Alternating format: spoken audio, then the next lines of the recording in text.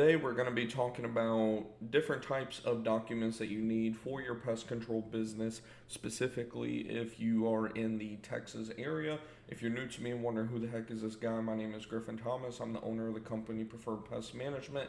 And on this channel, we talk about not just the pest control business side of things, but just overall tracking my entrepreneurial journey. We've got like 700 videos on here that you can go through. A lot of them are about our pest control business, how we started our pest control business, how we're growing our pest control business. From simple things like, of course, today's video, different documents that you need, why I use Gorilla Desk because they make it so much easier for practically every state in the U.S., as well as other things, of course, like how we market our business, how to do Google ads, Facebook ads, all those type of things for our pest control business. And then, like I said, just anything entrepreneurial wise that I believe will make you guys better business owners in the future. So if you're into that kind of thing, definitely consider subscribing below, hit the bell icon, all that good stuff, so you don't miss any future videos or live streams that we do.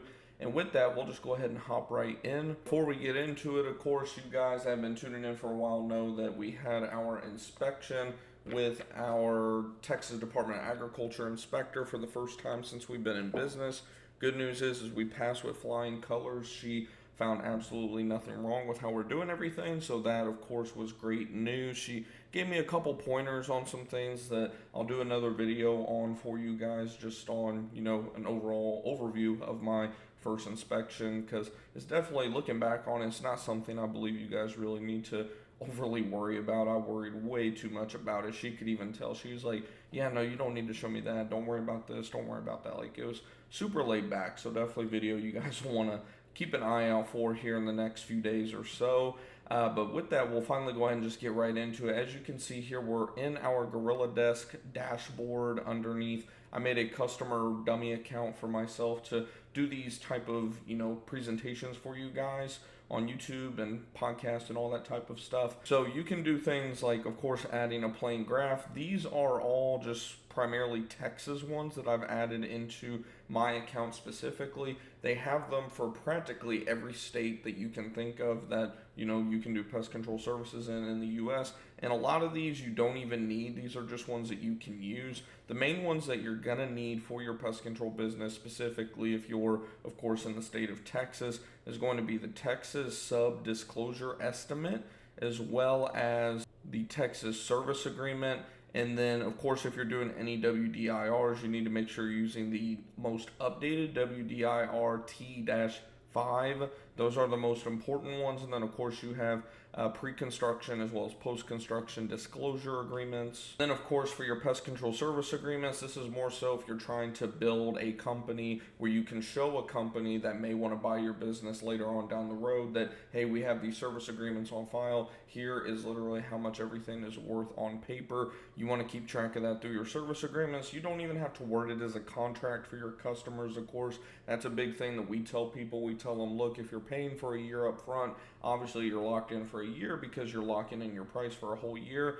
But if you're doing our month-to-month subscription model, you're not tied down for a year or anything like that. Then, of course, if you're doing a lot of bed bug jobs, I would suggest using the bed bug contract as well. I'll go ahead and add all of these in here just so we can get a look at them really quickly. Add, you'll see you can remove them, add them. Once you get them all added, you just hit save.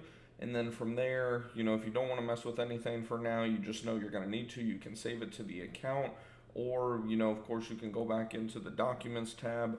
Let's just go top to bottom, essentially. Like I said, I'm just kind of giving you guys an outline of what this looks like. We'll just preview it. The good thing is this is plug and play. Like, you can do this all electronically. You can print out a blank copy and fill it out by hand if you want to. But as you can see, this is just the bed bug one alone. This is a very thorough document. Now, of course, if there's things in here you don't like, you could practically copy and paste the whole thing into a Word document and edit it and make your own and upload it to Gorilla Desk for, you know, not very much. I think it was like $35 or something like that, if I recall. Maybe a little bit more, but either way, it's less than $100 and it's just a one-time fee and then you're good to go. Next one, like we mentioned, of course, is the Texas Pest Control Service Agreement, which is going to be pretty standard across most of, you know, the states overall. Just with the Texas one specifically, we have to have important information in there like licensed and regulated by Texas Department of Agriculture, just some fine details.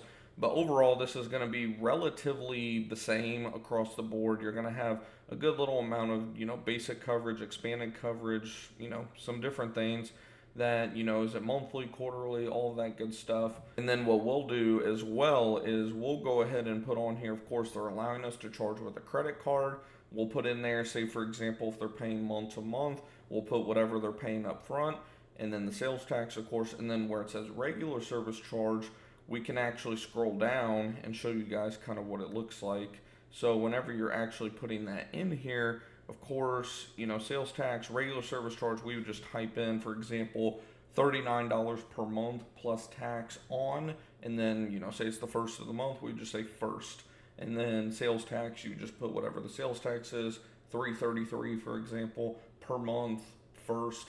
And then, of course, you have the annual amount. That's where some people will get kind of confused. They'll be like, wait, I thought it wasn't a contract.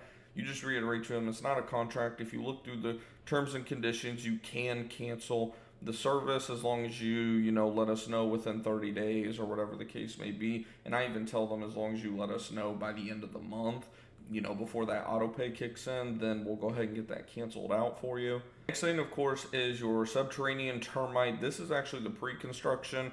But the most important thing is just the disclosure form for each estimate. It's pretty straightforward. You don't even have to have the customer sign it or anything. It's just going over, of course, location being treated, what type of treatment it is, what label is going to be attached, because in the state of Texas, we have to provide a copy of, either Termidor SE, Termidor HE, Taurus, whatever the case is that you may be using. You need to, whenever you send this to the customer, actually attach a copy of that label. Easiest way to do this is just go on Google, find a PDF document of that label, save it as whatever the label is, and then each time you send this out, even on Gorilla Desk, because you can send the email out directly from Gorilla Desk, there's a little attachment button just like on Gmail. You just attach it there and then you're good to go. Super easy. Next document, of course, from there is your Texas Termite Service Agreement. Again, this is going to be one that's pretty standard and straightforward, maybe a little different state to state, but again, just everything that you need. It has, the fact that, what is the warranty, retreatment only guarantee. There's a bunch of terms in there, nothing crazy. Like I always tell my customers, it's like a 1 to 2 page document, nothing over the top or anything. It's pretty straightforward overall. Has your renewal in there. If you're someone that likes to offer renewals like we do, we'll go ahead and plug that information in here. You put, of course, what you're treating for. Is it a residential, commercial property? What type of property is it? And then, of course, what type of treatment are you doing? Are you doing a bait, wood treatment, liquid? The primary ones that we use, of course, are going to be liquid and bait primarily. And then, as you can see here, I don't even know if I mentioned this, you can do the signature through like an e-signature. You can send it to them and have them sign it that way via email, or you can do what we do a lot of times, which is if they're going to be home, we'll just bring, phone, tablet, whatever the case may be up there, and have them sign it right there. That way we know there's no issues with getting any type of signature or anything on file. And then, of course, just keeping it moving here, we have the WDIR T5 is the most updated one, like I mentioned. We don't do any wood destroying insect reports or anything personally. We did like maybe 1 or 2 whenever I first started the company, of course, just trying to get any type of work possible. But there's just a lot that goes into this, obviously, as you can see from this form here. It's not worth the time, in my opinion. But like I said, they do have that form on Gorilla Desk. And then, of course, here is a kicker. If you're going to be doing these WDIRs, you need to make sure, are you doing just a standard one, or is it for a VA loan? Because with the VA loan, you need to use the VA NPMA-33. I believe that's the most updated one. Someone can correct me in the comments if I'm wrong, but as far as I know, this is the most updated one, and it is on Gorilla Desk. Like I said, it's been a while since we've done any, but one of them that we did do was a VA form. In all honesty, the VA one is actually, in my opinion, a little bit easier to do. You can see it's even a lot less. It's like 1.5 pages overall, but not a big deal or anything. It's just you want to make sure which type of form that you need, because of course you want that to be compliant. That way you don't have any crazy random liabilities or anything like that going on. Usually if you fill out the wrong form, I've never had this happen, but from what I understand from another company is if you fill out the wrong form by accident, it's not the end of the world. They'll usually just either the agent or the buyer, seller, the customer that reached out to you originally, they'll reach out to you and just let you know, hey, my real estate agent or banker, whatever the case may be, said that the form that you sent is the standard one. There should be another one for VA loans, and then you just kind of resubmit everything essentially. It's not the end of the world. It's just something that can be, twice the work, right? Like we said, these are just kind of the standard ones that I use. Like you saw, there's like mosquito agreements, rodent agreements, all types of agreements that you can use. You're probably wondering, well, you do exclusion work. Why do you not use the rodent agreement? The rodent agreement is very slim, and they only allow so many characters in the notes and things for you to type. So what we do instead is we use the estimate and the invoice as the actual contract. We have them sign them, before the work is done and all of that good stuff. And, it's like our form of a contract, and I've already written out a whole script for that. If you guys want to see that, you can let me know. Maybe I can put it on, the website that I've been neglecting lately. Just been super busy, so I apologize for any of you that have been trying to get information from the website, like looking for updates or anything. But you guys can let me know if you want a copy of that. I can post it there as a PDF or something for you guys. But yeah, if you think that I might have missed anything or you have any questions about anything, don't hesitate to let me know in the comments down below. And like I said, hopefully you guys, as always, got some value from this video. If you did, do me a huge favor and just smash that thumbs up button. It lets me know that you guys, appreciate this content, got something from it, and that we're doing a good job over here. And like I said, if you haven't already, if you watched through this whole video, do me a favor also and hit the subscribe button below and hit the bell icon beside it. That way you won't miss any future videos or streams or anything that we upload over here. And if you're not already in our totally free Discord group chat, link for that is in my LinkTree in the description box down below. We also have a free Facebook group that you guys can join as well. You don't have to be a pest control business owner. Sorry about that. I think I just hit the microphone. You don't have to be a business owner at the moment. It says pest control entrepreneurs. You don't have to be a business owner specifically. You just have to be at least, a technician or like looking to start your business, if that makes sense. And then please, I've been having so many people lately not answering the questions. If you're not going to answer all the questions, you're not going to be accepted into the group. It's pretty straightforward. I'm not like asking you 100 questions or anything. Just want to make sure that you're going to agree to the terms, not be trying to sell a bunch of stuff to our people that, we don't push or anything. Just basic stuff, right?